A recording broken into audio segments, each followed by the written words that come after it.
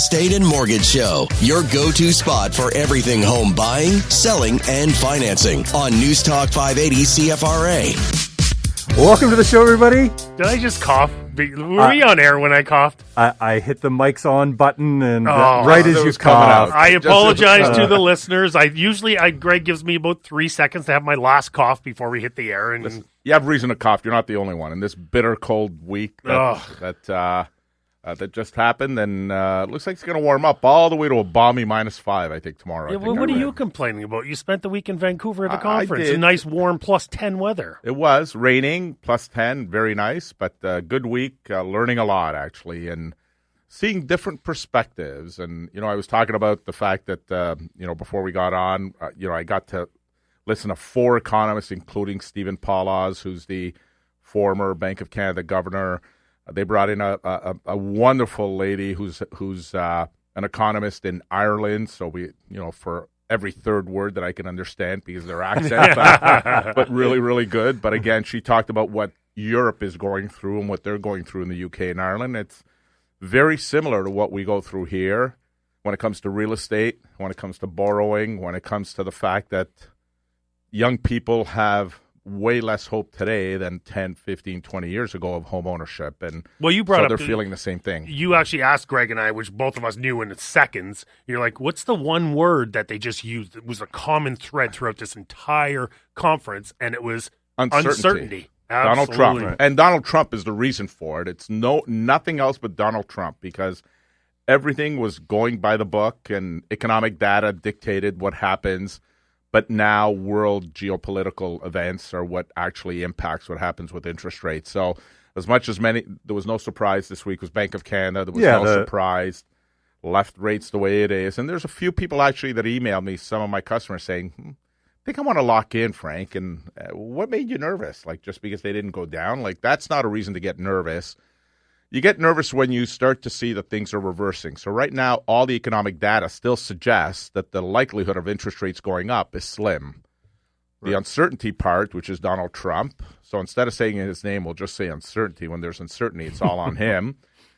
Basically, the uncertainty is what gets people nervous. And even economists, it was interesting. We had 4 economists, and you can see that every one of them had kind of little different perspectives of what might happen moving forward. I'm disappointed we didn't get a lot of Q&A time, because one of the questions I would have asked is twofold. 2 questions I would have asked. Number one, the midterms coming up in the U.S. and how much that would impact how they feel depending on what happens. And then number 2, the fact that Jerome Powell, I call him Jeremy all the time, but Jerome Powell, his time is coming to an end in May, and apparently Mr. Uncertainty just delivered his replacement, and it sure sounds like, and everything I'm reading about him is that he's another yes man. Yes man. Yep. Yeah. And that's lower interest rates. Yep. Yeah, that's going to be a problem if Trump brings in a yes man and does whatever, it doesn't but follow that's the who metrics. Everybody is. Let's true. Call a spade a spade. But you know what? So I would say Monday this week, I had a little bit of panic about the real estate market. Like, I was like our January numbers, by the time, I guess it ends today, we're going to be down. Like, we'll be down, my team, January over January. I believe the real estate market is going to be down January over January for sure. But over the last probably 3 or 4 days, we've had 4 or 5 properties go into multiple offers. Yeah. So it's like, it's almost, I wonder if, part of this tough January is, I mean, are we still hungover from Christmas, or is it more the weather? And I think maybe it's the weather. This is probably the first time in a long time where we've had freezing cold and snow, which usually you get one or the other. You get loads of snow and it's mild. Freezing cold and sunny and bright, or the day it was like -30 and we're getting like, apparently we were supposed to get 30 centimeters of snow, and I'm like, what? How is it freezing cold and we're getting snow? So I think part of the January market had to do with the weather. And I think it's slowly, even though it's freezing today, but it's slowly starting to pick up. And I was really positive. And Jason from my team, one of my amazing inside sales agents, he's like, Paul, be optimistic on the market right now because we're getting lots of multiple offers and the showings are picking up and the listings. The phone's ringing a little more. The phone's ringing a little bit more. And so it was a tough start to January, and I panicked like a little bit. I mean, my expenses don't disappear, that's for sure. But I do believe that we're starting to get a little bit momentum, which is great to hear. And it's funny, I thought the rate announcement, them standing pat would kind of once again put a little pin in it, but it almost picked it up a little bit. I mean, it was, whether it was that or just the weather, whatever it was, but I have some optimism right now in what's happening in the Ottawa real estate market, which is great because Monday, if we would have done this radio show, I would have said the market's dead, So well, that's just it though. But that's the nature of our market, and I'll tell you, I mean, we have from week to week. There are weeks when our phone rings right off the hook, and then there are other weeks it's like, why is it so quiet all of a sudden this week? Is the phone broken? You can't put a finger to some of the stuff that happens. It just happens. There are Fridays, especially in the summer, where typically it's quiet, and then we have other Fridays where we can't just keep up. It's just, there's no explanation behind it, but I agree with you, but everybody's feeling the same way across the country. So I'm at this conference, and we were talking about mortgage brokers from across the country. They're all feeling it. They're all nervous. GTA and GVA, so the Greater Toronto and Vancouver areas, are really nervous because their condos make up a big part of their real estate transactions, and very difficult right now in the condo market because they've come down in value. Now, a lot of them are investors. So the one fact that they came out with is that such a high percentage of the condos in both Vancouver and Toronto are owned by investors. So, right. They're less likely to sell them. They'll just suck it up, but at some point their hands are going to be forced because as mortgages start to come due in the next year or two, right, from the ultra low, and now the rates are going up, they're going to have to make some tough decisions as to whether to hang on to these properties. Can you still cash flow that property going from a 1.69 mortgage to a 3.99? Well, I talked to my financial advisor this week. I'm invested in some alternative investments in the Toronto market. And it was super hot when I invested in these alternative investments. And now I'm like, the ones I'm invested in, am I getting my money back? And he's like, you're in good shape, but there's some that are literally, if you get your capital back, you're lucky because this Toronto market is for the condos. Yeah. I feel terrible. And it'll come back. And everybody says that condo market's going to come back, but it's likely still another 2 or 3 years away. So 2028, 2029. Yeah, so it'll be interesting to see. I mean, at some point it might. With the slowdown of immigration, I mean, Toronto relied on immigration. They were building these condos based on more immigration, more people buying them, where that has disappeared. So, but also the Toronto market, we look at Ottawa and we're building condos at $500, $600, $700, $800 a square foot. In Toronto, try to find something under $1,000 a square foot is next to impossible. Right. I mean, it's you're looking in the outskirts if you're doing that. So their prices were so inflated, but the immigrants that were coming over, and we were supposed to have 500,000 immigrants a year coming into Canada. Well, Toronto probably gets a lion's share of those, and they need a place to live. And the condos were the cheapest place for those to live. But it's just the prices of, I wouldn't say they're skyrocketing now. I mean, the prices they're giving them away right now, and it's just, the problem is the builders aren't building them. Well, the Ottawa market, as we discussed at the end of last year, is in a very similar position with condos, right? The months of inventory was way up on condos. It was almost 8 months of inventory for condos in Ottawa, whereas you look at a single family in a townhome, they're in 2.5 to 4, whereas the condo market was crushing. So last year number of sales was up 1.3%. You take condos out of there, and we were quite healthy.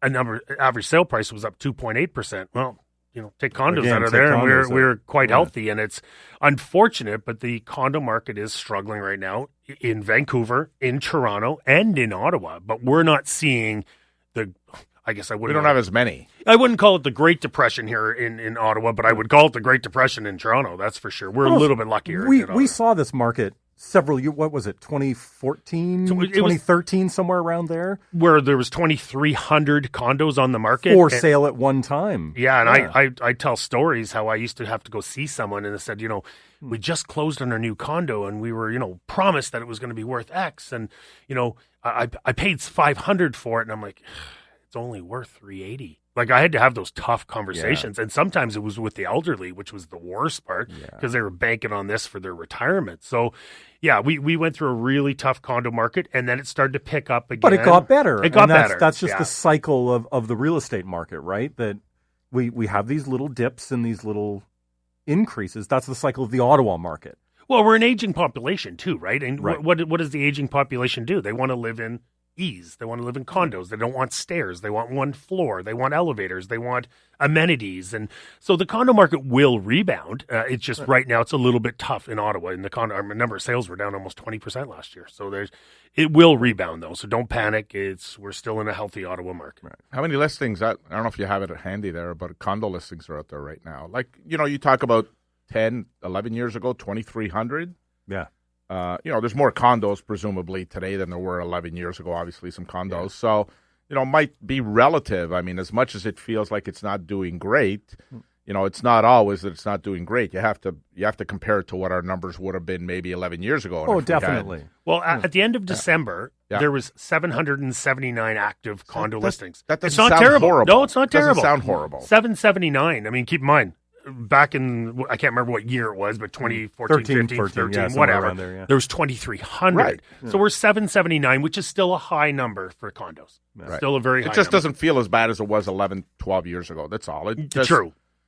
Like in Toronto, they would have a totally different conversation.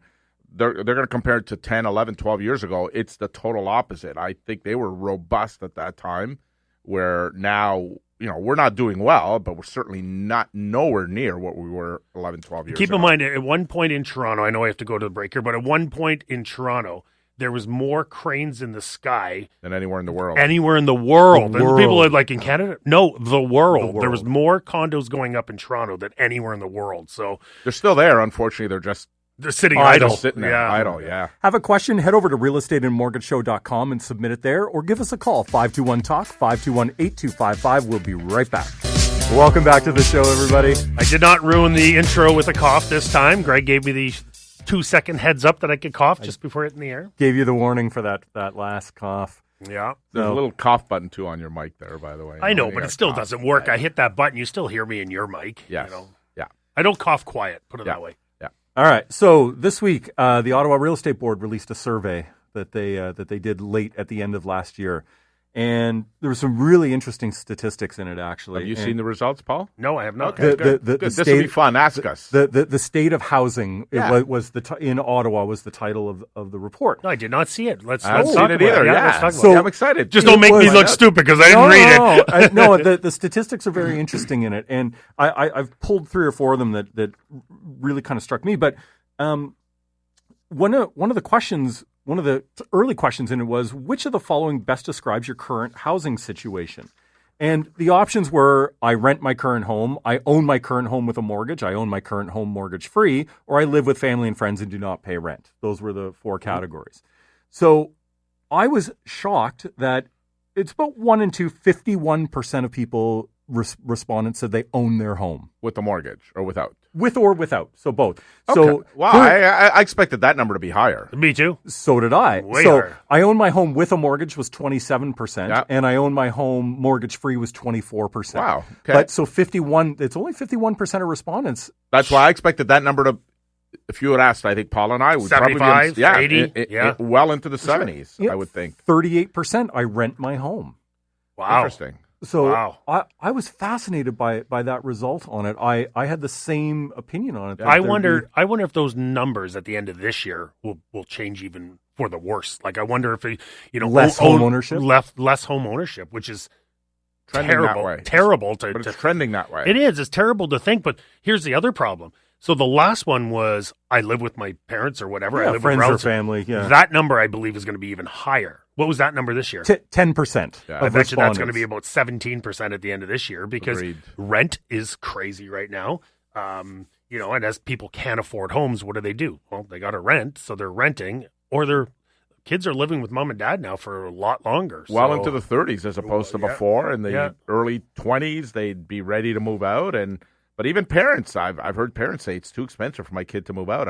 They have to live with us because they can't do it. They can't. What was that stat, Frank? Last year we talked about it. I don't remember exactly, but the average age of first-time home buyers now? It's going up. It's in mid-30s now, isn't it? Yeah, mid-30s now, right? but that's Ontario. Yeah. You look at Ottawa, probably in the lower 30s in Ottawa, and obviously well into the 40s probably if you look at the GTA area. Right. If any, because some people won't even be able to buy a home. I mean, I think some people, that's a concern, but that's not only a concern in Canada. Apparently it's a concern in the U.S., it's a concern in Ireland. Obviously we had the economists from there talking.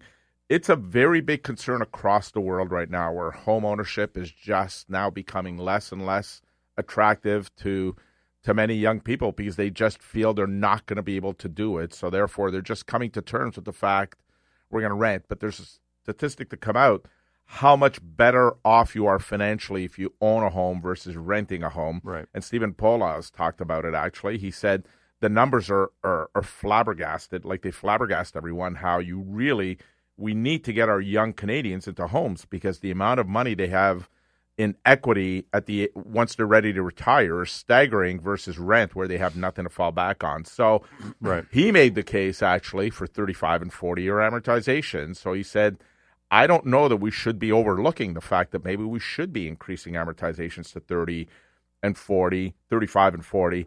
And I've been a backer of that for a long time because, again, my argument is if today a 70-year-old came into my office and said, listen, Frank, we have $200,000 left on our mortgage. We have a house of $800,000.